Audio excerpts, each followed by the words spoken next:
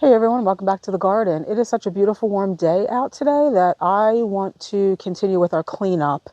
There's a lot of stuff that kind of took really hard hits this year in our garden over the winter because we were under ice and snow, not deep, but enough to really set some plants back. So they need to be cut back. And then the extended below average temperatures really, and of course the drought, the snow we received was just not really enough to make a dent in that. So a lot of plants need some help to look good for spring. So come garden with me and let's continue our cleanup for a beautiful spring.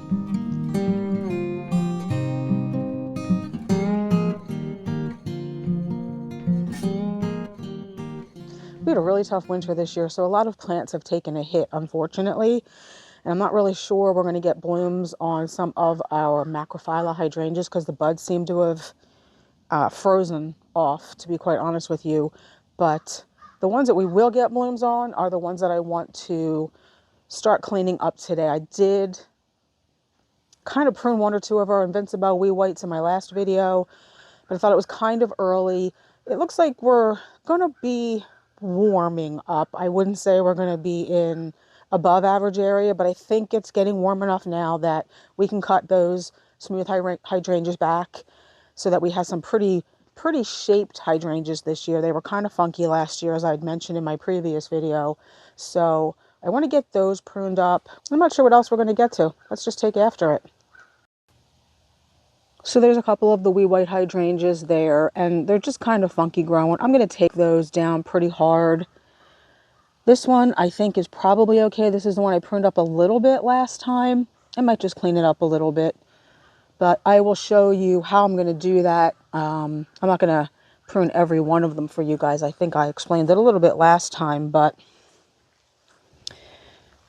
I mean, in theory, you can take these right to the ground.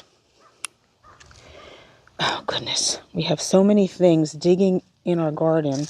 That really irritates me because they dig right under the roots of the tree or the shrub. I'm going to pack that back down.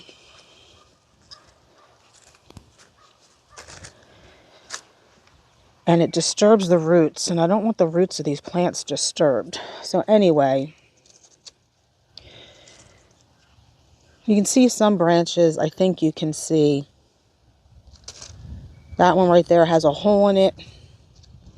These lighter colored branches, those are flexible. Those are still alive. But what I really want to take is anything dead and anything that's kind of crossing or growing funky. This one has a hole in it too. So I'm just going to cut that off. I'm actually going to cut it right down and take that little branch off too.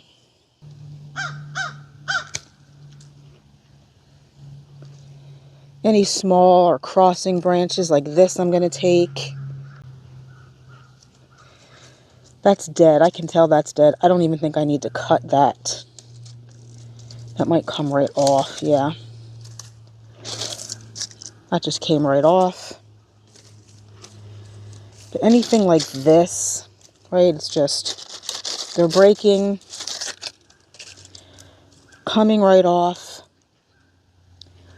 I do see a bud. Let me see if I can get in there and show that to you. See that little reddish pink thing? I don't know if the camera or the phone is focusing. Yeah, right there. That's a bud. So, actually,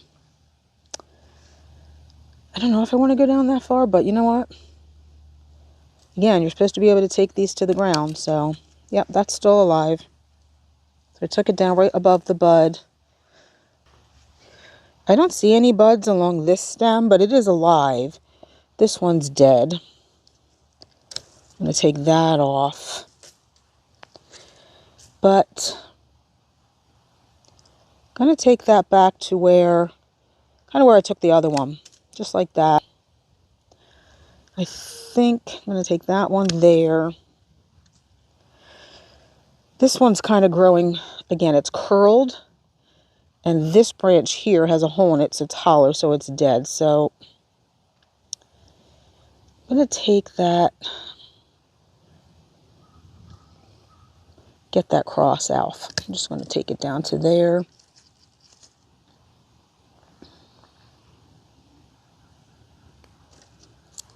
take the tip of this branch because actually this one's broken. I don't know if a deer did that or not, so I'm just wondering. Yeah, see how this branch is crossing? It's going out that way. I do see a bud, little bud right there. Now I am going to take that whole branch, and this is an experiment for me. I'm not really one to go in and shear things to the ground. That always scares me, but I want these to be fuller, and now is the time of the year to do it, so I'm just going to do it. I think, yeah, I'm just going to take this. It's alive. I'm going to take it all the way to that junction there, because again, I'm trying to shape these two. This one's dead. I'm just going to snap that off. That one's dead. Take this all the way back. I see a bud. I know you're not going to be able to see it, but I do see a bud developing down there. I see some buds along here. Some right there is a bud. I'm going to take that. This one's dead, so I'm going to take that. And honestly, it's kind of weird to kind of leave that whole branch there when the rest of them have been taken down. So I'm going to kind of, I see a bud. So I'm going to get all the way down.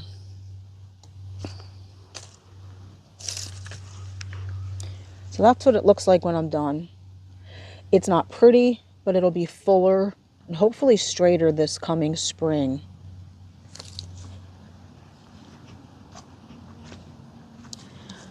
Here's the next one, which you can see got much taller than the others. And there are a lot of crossing branches in here. So I'm going to put you down, and we're going to take this one down hard too.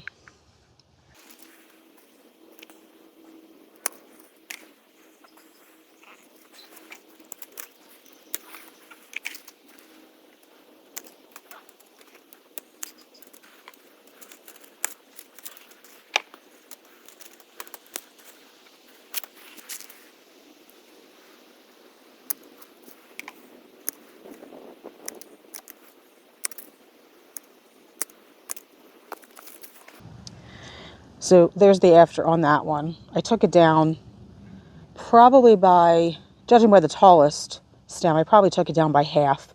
And again, I wanted to get anything that was crossing or dead or something that just looked like it was growing funky. For the most part, probably can take, sometimes it helps to step that too, so you see more.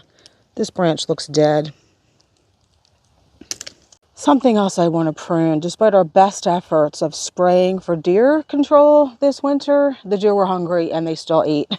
They really took back our, I'm not sure if these are Encore or Bloomathon. Is that another name for the several different reblooming azaleas?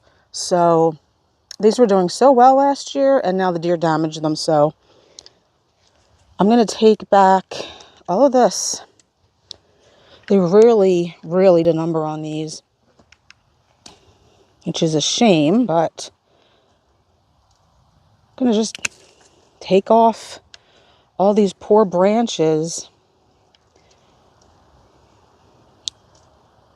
I mean, they needed a bit of a prune back anyway, but I would have preferred that it was not done by the deer.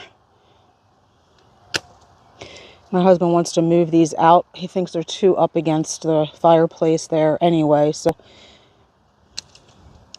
if they're a little bit smaller, it'll just be easier. And I am not like an expert at pruning azaleas. It's not something I've ever done before. But I'm just, anything that looks deer damaged, I'm just taking it. And hoping that they'll grow back.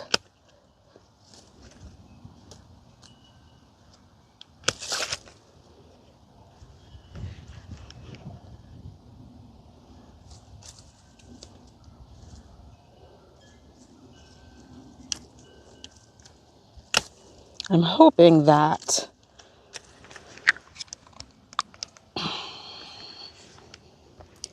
I'm hoping that because I'm taking off these kind of firework branches, you know what I mean by that? You see how they have multiple branches? I'm hoping by doing that, that cut will then firework out more branches again. That's my hope.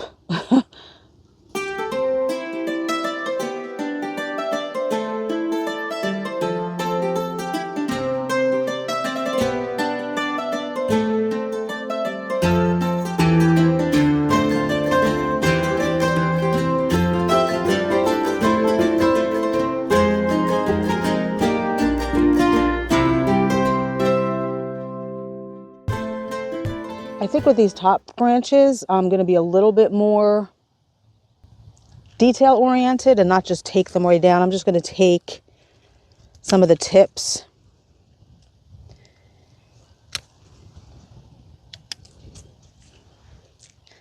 Like this one has been completely stripped.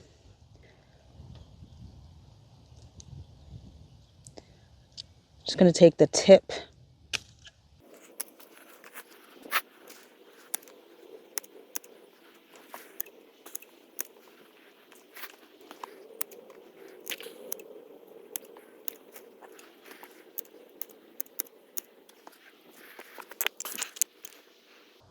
So you kind of get the idea here. I mean, you can see on this one, it's mostly now you just see the interior. There's definitely some more that I can take off here. And I will. Just think of it as a rejuvenation prune. One other shrub I want to prune back, and I did this last year, and maybe I was just too light on it because it really doesn't seem to have had any effect, is I want to prune my Ilex crenata skybox. We have 3 of them. I did this last year, and pruning them just really did not have any effect. I want them to fill in. They are not the nice, tidy, columnar, tight evergreen that they are shown to be.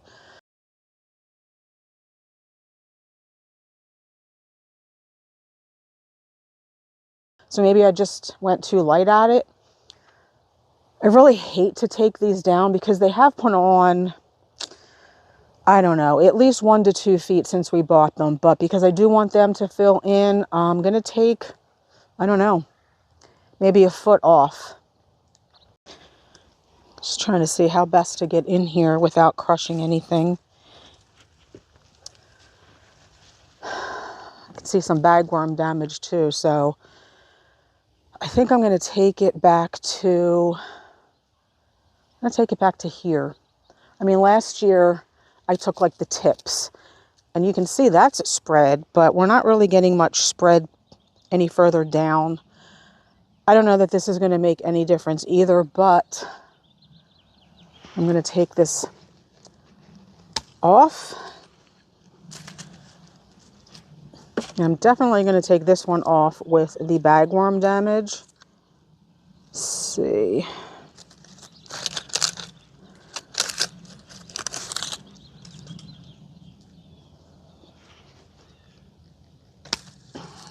I mean, I hate that I had to take off a foot, but I really do want them to fill in.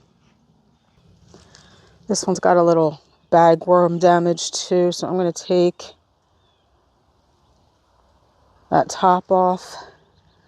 I do see a couple of berries on here. I'm not sure what's pollinating these because we do not have a pollinator for these in the garden, so that's interesting.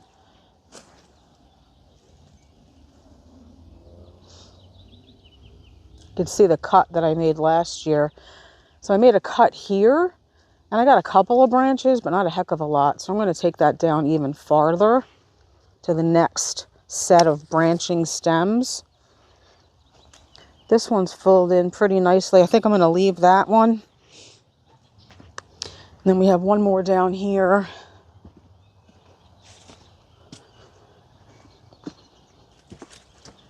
Right here. I think I'm going to take those top branches off. Again, without stepping on anything. These branches right here, I'm going to take that down to this set hate doing that. I really do not like hard pruning, especially evergreens. I can see where I made the cut last year, which is about right. Yeah, I can see last year I made a cut right in here. So you can see all those branches. I wanted to branch down a little bit farther. I'm really wondering, do I take these down by half? But I have a feeling they would take forever to grow back. So I'm just going to do about 6 inches. You can see what they look like. They will grow back. I'm just not pleased that I had to take so much of the height off. And the reason why I was so light with my pruning last year is because I was using the advice of another YouTube gardener who is a fantastic resource. I'm not going to name them by name. This person said, you know, you just snip a little bit off the top and they will grow in. Well, that really didn't work, so that's why I took more off this year. I do have some more smooth hydrangeas I want to cut back. I can show them to you, but it's really wet trying to get there at the moment, so I mean, I can hear the ground squishing. These are areas of our yard that are always wet no matter what. So I'm talking about these pinky pollen ring hydrangeas. Take you up here and show you why I want to cut them. Prune them. Again, you see all those curling branches. I don't really want them growing like that. This one is fine. This was a gallon size container and was really nicely sized. These two, this one over here, more curling branches. And this one here were quart-sized containers. So they were tiny, and that's how they grew. Actually, you know what? I kind of am stepping on grass here that I don't want to compact, but a little drier up here than it was down below if I tried to do it from down there. So again, all I'm going to do is take these funky curling branches, and I can feel bud swells. There's a bud set right there and a bud set right there. I'm going to take it. I see another little bud right there, but I'm going to take it right to that bud set to get rid of this curling piece. I see a bud set right there. I don't know. They feel like they might have frozen to me, but I'm still going to take it. About that set. No, they don't feel. Still going to take it just so that we have the same, almost the same height. I'm going to get rid of,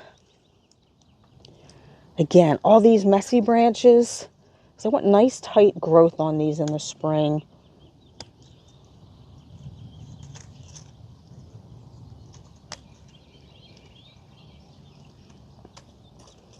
There's a nice set of buds there. I'm going to take that one. I'm going to take this curling branch.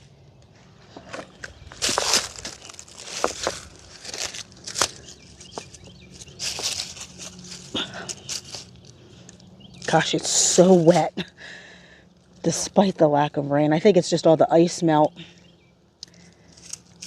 Get rid of those branches.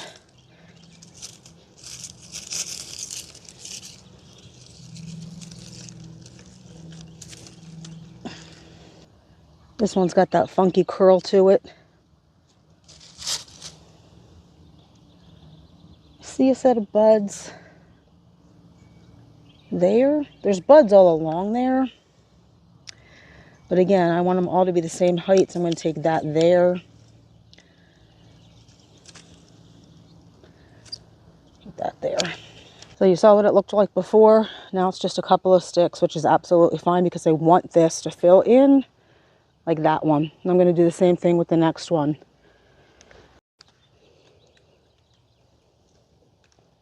Curling branch.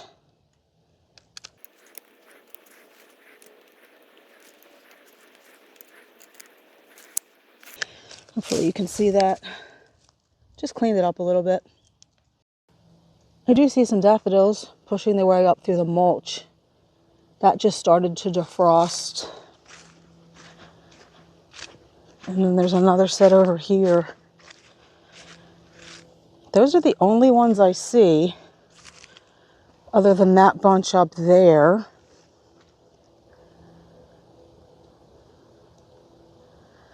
There should be more and I'm just not seeing any.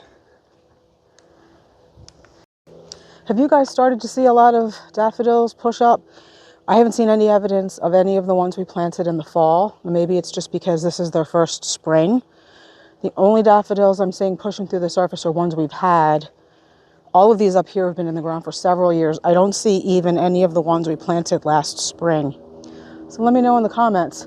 I know this is probably a really short video, but I just wanted to make a start again, since it's a nice day, on getting some more cleanup so that we march towards spring in a good shape. I hope you enjoyed. Thanks for watching. Hopefully we'll see you in the next one. Bye.